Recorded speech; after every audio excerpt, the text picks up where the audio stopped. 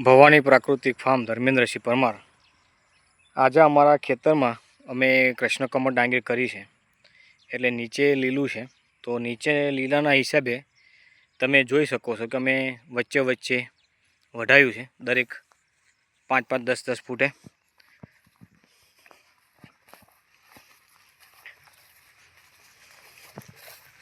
તો વઢાવવાનું કારણ એક છે કે જમીન ખૂબ લીલી છે અને લીલીના હિસાબે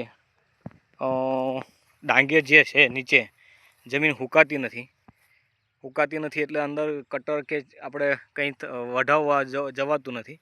તો એના માટે તમે જુઓ તો અમે અત્યારે વચ્ચોવચ્ચ ખેતરની થોડી જે અંતરે વઢાવવાનું ચાલુ કર્યું છે।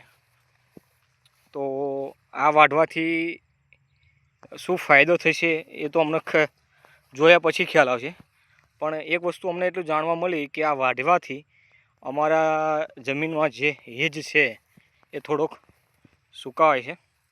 તો કદાચ કોઈ પણ આવું ખેડૂતોને તકલીફ થતી હોય તો ખાસ કે આવી રીતે અંતરે થોડા અંતરે તમે જો આવી રીતે થોડા અંતરે વઢાઈ લો તો અંદર હવા જશે, અને હવા જશે તો તમારે ખેતર વહેલા સુકાશે, અને વહેલા સુકાશે તો તમારે વહેલાથી વાઢી શકાશે।